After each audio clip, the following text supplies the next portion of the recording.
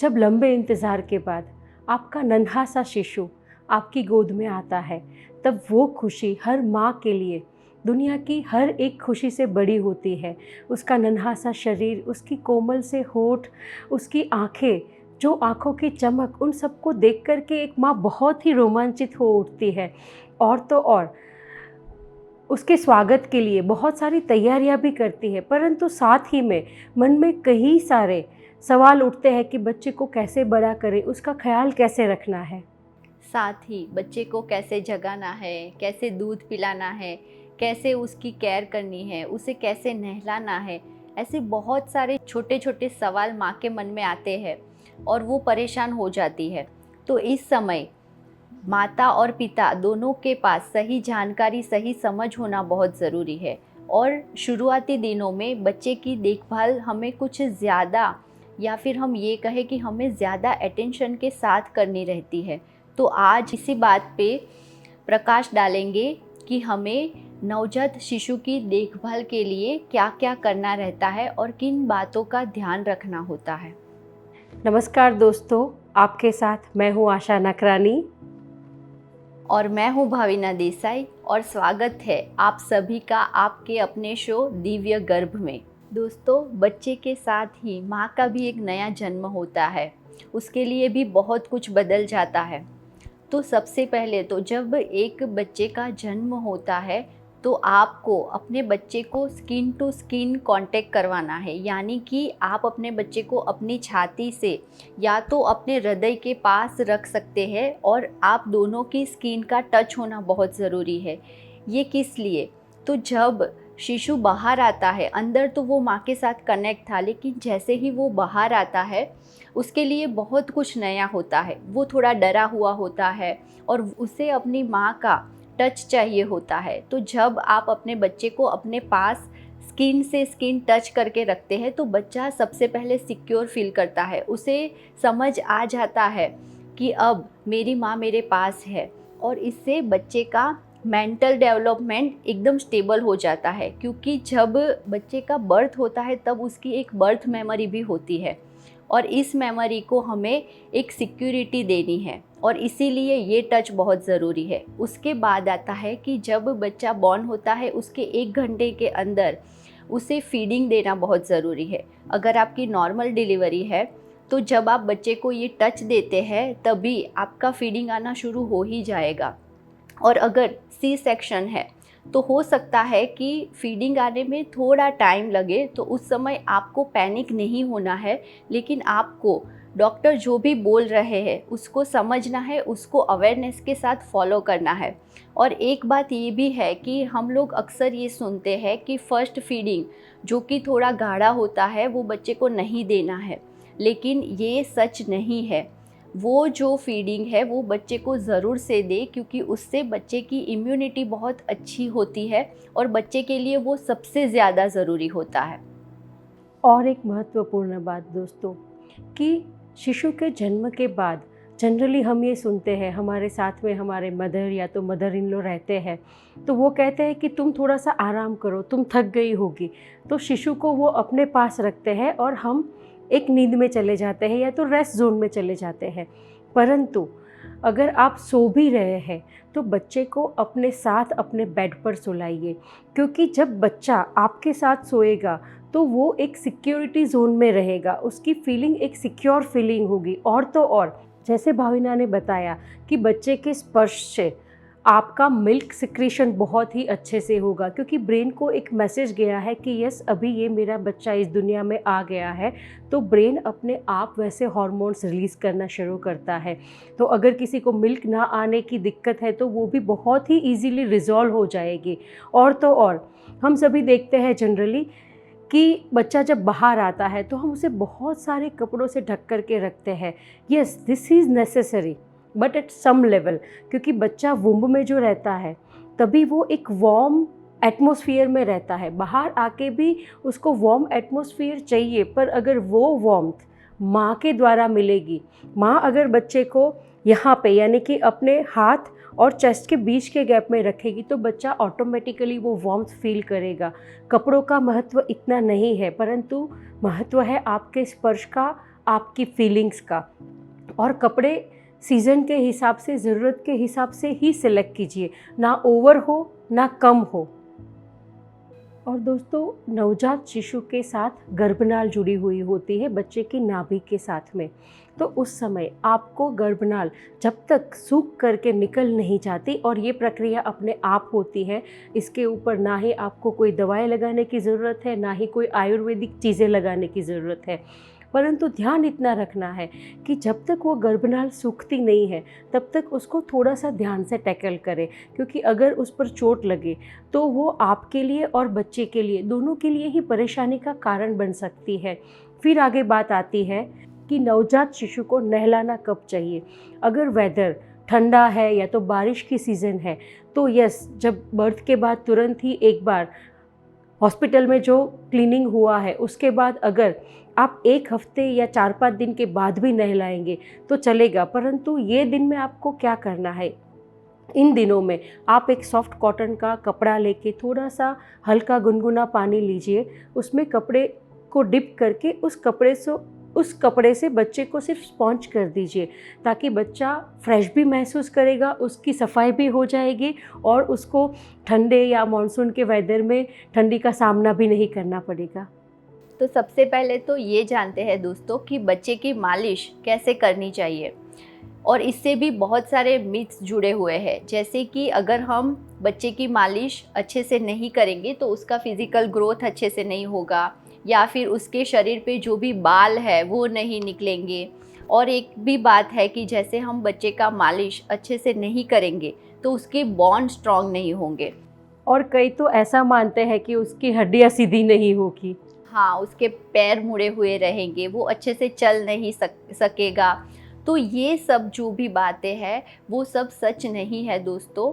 और एक माँ को हमेशा इन सब बातों से बहुत सारी चिंता होने लगती है, और इसीलिए वो सोचते हैं कि हमसे अच्छे से मालिश नहीं होगा, इसलिए हम बाहर से किसी ना किसी को बुलाते हैं। तो सबसे पहले तो दोस्तों ये नहीं करना है। आप ही देखिए कि अगर एक माँ एक बच्चे को जन्म दे सकती है तो क्या वो अपने इस बच्चे को मालिश नहीं कर सकती? ऐसा बिल्कुल नहीं है। आप अपने बच्चे को बहुत ही अच्छे से मालिश भी कर सकते हैं और उसका ग्रोथ भी आपके टच से बहुत अच्छा होगा। इसको ज़रा और डिटेल में समझते हैं कि जब आप अपने बच्चे को मालिश करते हैं तो एक तो आपका स्पर्श एक प्यार भरा होगा, एक केयर भरा होगा, और उस समय बच्चे को सबसे ज़्यादा माँ के स्पर्श की ज़रूरत होती है। तो आप अपने हिसाब से, आपको जैसा भी आता है वैसा उसको मालिश कर सकते हैं। दूसरी बात कि आप अपने बच्चे के समय के अनुसार उसे मालिश करेंगे, यानी कि जब बच्चा मूड में है, वो अच्छी तरह से जगा हुआ है, चाहे उस समय हमें घड़ी को देखने की ज़रूरत नहीं रहेगी। अगर कोई बाहर से आ रहा है तो वो अपने समय पे आएगा, और हो सकता है कि उस समय बच्चे का मूड ना हो, वो नींद में हो, तो बच्चा रोएगा ही रोएगा। तो आप खुद अपने बच्चे को मालिश कीजिए, उसके समय के अनुसार कीजिए। दूसरी बात कि जब आप अपने बच्चे के साथ इस प्रोसेस से जुड़ते हैं तो आप दोनों का बॉन्डिंग बहुत ही अच्छा होगा। और जब माँ और बच्चे का बॉन्डिंग एक टच की सेंसेस के साथ डेवलप होता है तो बच्चे का इमोशनली ग्रोथ बहुत ही अच्छे से होगा, और उसकी 5 इंद्रियों की जो भी डेवलपमेंट की प्रोसेस है वो बहुत ही अच्छे से होगी। तो बच्चे को मालिश के साथ साथ एक टच भी मिलेगा प्यार भरा। दूसरी बात ये जानना ज़रूरी है दोस्तों कि जब भी आप बच्चे को मालिश कर रहे हैं उसके सभी अंग बहुत ही नाजुक होते हैं, वो अभी डेवलप हो रहे होते हैं, तो हमें ज़्यादा रगड़ के मालिश करने की ज़रूरत नहीं है। उसको एक प्यार भरा स्पर्श दीजिए। साथ में ही ये भी ध्यान रखें कि जब भी आप बच्चे को नहला रहे हैं या तो मालिश कर रहे हैं तो उससे बातें कीजिए, उसे पॉजिटिव एफर्मेशन बताइए। उसके साथ जैसे आप गर्भ में संवाद कर रहे हैं वैसे ही बाहर आके उससे अच्छा संवाद कीजिए। उसे अच्छे अच्छे गीत सुनाइए जो आपने प्रेगनेंसी के दौरान म्यूज़िक सुना था, लोरियाँ सुनी थी, वो सब कुछ आप अपने बच्चे को उस समय सुना सकते हैं और बच्चा उसे एंजॉय भी करेगा। फिर बात आती है बच्चे को नहलाने की। तो उस समय हमें ये ध्यान रखना है कि पानी ज़्यादा गर्म ना हो। हमें चाहे कोई भी सीज़न हो, गुनगुने पानी से ही बच्चे को नहलाना है। और कुछ भी आप बाहर का साबुन यूज़ कर रहे हैं तो पहले देखिए कि वो बच्चे के लिए अच्छा है, उसको कुछ एलर्जी तो नहीं हो रही है ना। और हो सके तो उसे घर के ही आटे से भी आप नहला सकते हैं, जिसे हम उपटन बोलते हैं। तो आप स्टार्टिंग के महीनों में बच्चे को उपटन से ही नहलाएंगे तो वो ज़्यादा अच्छा रहेगा आपके लिए भी और आपके बच्चे के लिए भी। दोस्तों, मालिश करना भी ज़रूरी है, क्योंकि जब बच्चे को मालिश करते हैं तो बच्चे के अंदर से एक हैप्पी हार्मोन्स रिलीज़ होते हैं, आपके स्पर्श से, आपके सॉन्ग से, आपकी ममता से। तो ये जो हार्मोन्स है, यानी कि ऑक्सीटोसिन हार्मोन्स, इसको हैप्पी हार्मोन्स बोल सकते हैं। ये बच्चे के डेवलपमेंट के लिए, मेंटल डेवलपमेंट के लिए, इमोशनल डेवलपमेंट के लिए बहुत ही बड़ा सहयोग देते हैं। और मालिश करने के बाद बच्चे को 10 से 15 मिनट के बाद अगर हम नहलाएं तो जो ऑयल या तो जो भी हम यूज़ कर रहे हैं मालिश के लिए, वो बच्चे की स्किन एब्जॉर्ब करेगी और बच्चे की स्किन ड्राई नहीं होगी। मालिश करते समय आप बच्चे को कुदरत में रखिए, यानी कि आप ओपन स्पेस पे, भले ही वो आपकी बैल्कनी हो या तो अगर आपके घर में बरामदा है तो वहाँ पे रख सकते हैं। साथ ही खुली हवा बच्चे के बॉडी के टेम्परेचर को मेंटेन रखने में हेल्प करेगी। मालिश करने से बच्चे की मांसपेशियों को आराम भी मिलता है और उसका ग्रोथ भी बहुत अच्छे से होता है, वो मज़बूत भी बनती है। तो दोस्तों, मालिश करना बहुत ही ज़रूरी है, परंतु न्यू मॉम जो रहते हैं उनको कभी कभी ऐसा लगता है कि मैं इतने छोटे बच्चे को कैसे मालिश कर सकती हूँ। तो यस, आप नहीं कर सकते हैं तो कोई बात नहीं। शुरू के कुछ दिनों में बच्चे की दादी है, नानी है, या जिनको भी एक्सपीरियंस है, वो बच्चे को मालिश कर सकते हैं। इसमें हेल्प लेने में ज़रा सी भी हिचक ना रखें और फिर धीरे धीरे आप भी उसको सीख जाएंगे। और रूटीन में भी आप बच्चे को मालिश करेंगे तब आपके अंदर भी एक खुशी के हार्मोन्स रिलीज़ होंगे। दोस्तों, अब बात करते हैं फीडिंग के बारे में कि हमें फीडिंग करते समय क्या ध्यान रखना है और जिससे आपको और बच्चे के लिए ये भी बहुत इजी हो जाए। तो जब आप बच्चे को फीडिंग करवा रहे हैं तो हो सकता है कि शुरुआती दिनों में बच्चा जल्दी भूखा हो जाता है, वो बार बार फीडिंग मांगेगा।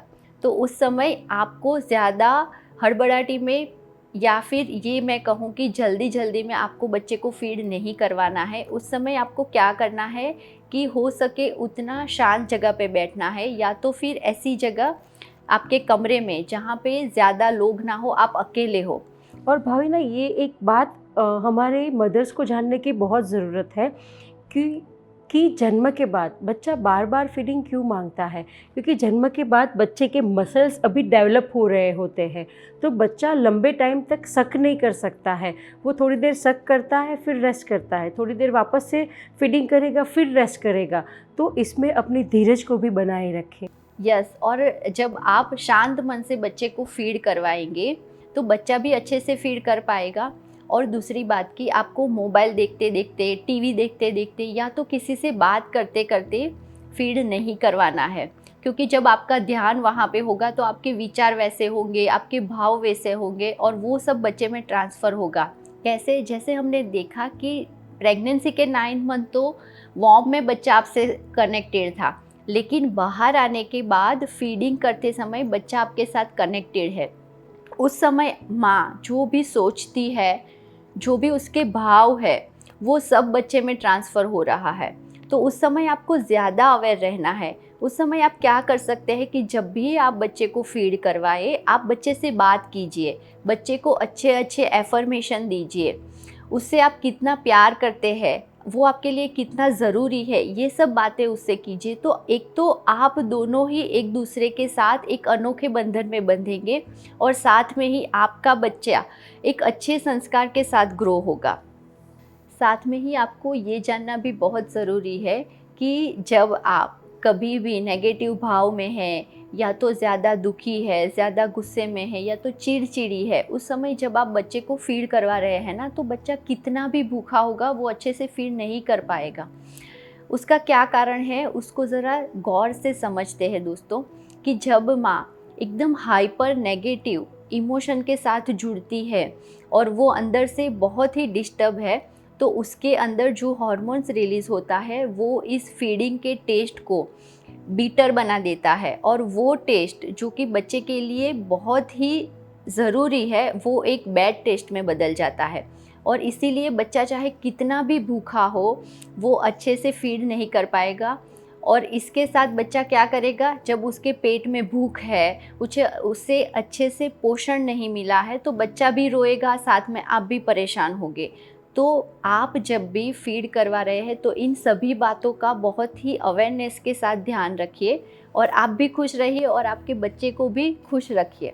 तो दोस्तों, कुदरत ने ये कितनी अद्भुत सारी चीज़ें बनाई हैं कि माँ के इमोशंस से अंदर से सिक्रिस होने वाला दूध जो है उसका टेस्ट भी बदल जाता है।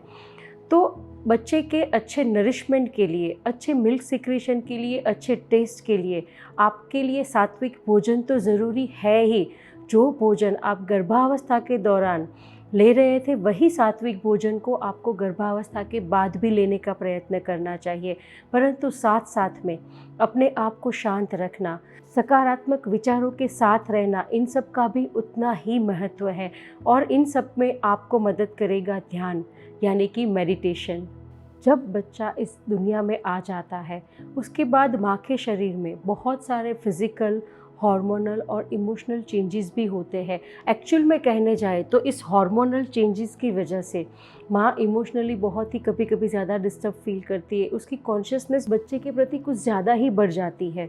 बच्चे को लेकर वो बहुत ही ज़्यादा सुपरफिशियल हो जाती है और बहुत सारी चीज़ें बच्चे के साथ करना चाहती है। परंतु इस समय माँ को बहुत ही काम रह के, एकदम शांत रह के इस समय को भी एंजॉय करना चाहिए। और साथ ही में सारे कार्य खुद करने की ज़िद ना करें। जहाँ पे भी आपको अपने हस्बैंड की नीड है, जहाँ पे भी आपके मदर इन लॉ, मदर या तो घर के किसी भी मेंबर की हेल्प की नीड है, तो वहाँ पे उनसे हेल्प लीजिए, भले ही वो बच्चे से जुड़े काम ही क्यों ना हो। क्योंकि जब आप अपने आप को एक रिलैक्सेशन के जोन में रखेंगे तो आप अपने आप को एक बेटर अवस्था में पाएंगे। इस हार्मोनल चेंजेस का आपके मनस्पटल पर बहुत ज़्यादा असर नहीं होगा। और एक गोल्डन रूल कि जब बच्चा सोता है तब अपनी नींद को पूरी करिए, जब बच्चा उठता है तो उसको समय दीजिए। क्योंकि जनरली हम देखते हैं कि कई मदर्स को कंप्लेंट रहती है कि बच्चा पूरी रात रोता है तो हमारी नींद नहीं होती है, या बच्चा पूरी रात जागता है तो हमारी नींद अच्छे से नहीं होती है। परंतु दोस्तों, अगर बच्चा दिन में सो रहा है तो आप भी दिन में सो जाइए। और हमारे बॉडी को एज इट इज़ हमें लगता है कि 8 घंटे की नींद की रिक्वायर है, परंतु अगर आप साथ ही में मेडिटेट करते रहेंगे, आपका जो ये नींद का समय है वो कम होगा। आप 6 घंटे की नींद में भी अपने आप को फ्रेश पाएंगे। तो डिलीवरी के बाद मेडिटेशन को कंटिन्यू रखें दोस्तों। तो दोस्तों, अब बात करते हैं नवजात शिशु की हमें देखभाल करने के लिए किन चीज़ों का ध्यान रखना है। तो जब बच्चा छोटा होता है तब उसके बॉडी के हर एक पार्ट को अभी स्ट्रेंथ की ज़रूरत होती है, सपोर्ट की ज़रूरत होती है। तो जब भी आप उसको हाथ में ले रहे हैं तो उसके बैक पे सपोर्ट दीजिए अपने एक हाथ से, उसके नेक के पार्ट पे और उसके पीठ के पार्ट पे।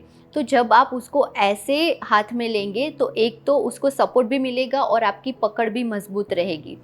और दूसरी बात कि छोटा बच्चा है, ये शिशु अभी भी बहुत छोटा है, वो हमारे खेलने की चीज़ नहीं है। तो आप बच्चे को या खुद को खुश करने के लिए उससे खेलिए मत। उसे हवा में उछालते हैं तो वो बहुत हंसता है क्योंकि उसे अभी पता नहीं है। लेकिन ये सब छोटी छोटी बातों से और छोटी छोटी चीज़ों से हो सकता है कि बच्चे के जो भी इनर पार्ट है उसमें बहुत कुछ दिक्कतें आ सकती है, और कभी कभी तो इससे उसके इनर पार्ट को बहुत नुकसान भी हो सकता है। तो स्टार्टिंग के 6 मंथ में आप बच्चे को जब भी हाथ में ले रहे हैं या तो उसके साथ खेल रहे हैं तो इन चीज़ों का ध्यान रखिए।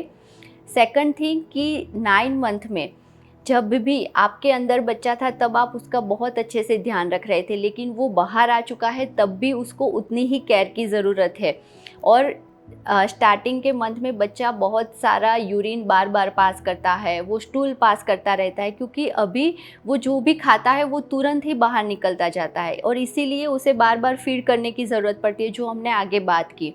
तो जब भी आप उसका डायपर चेंज कर रहे हैं उस समय उसके इनर जो भी पार्ट है उसको अच्छे से क्लीन कीजिए, उसको अच्छे से ड्राई कीजिए, उसके बाद ही उसको दूसरा डायपर पहनाइए, क्योंकि अगर वहाँ पे कुछ भी गीला रह जाएगा तो उसे इन्फेक्शन होने की दिक्कत रहेगी और बच्चा बोल नहीं पाता है तो वो रो के आपको बताएगा और बच्चा भी इरिटेट होगा और साथ में माँ भी इरिटेट होगी। तो ये सब छोटी छोटी चीज़ें हैं जिनको आपको ध्यान रखना है। और भाविना, अगर पॉसिबल हो तो डायपर तभी पहनाइए जब आप बाहर जा रहे हैं।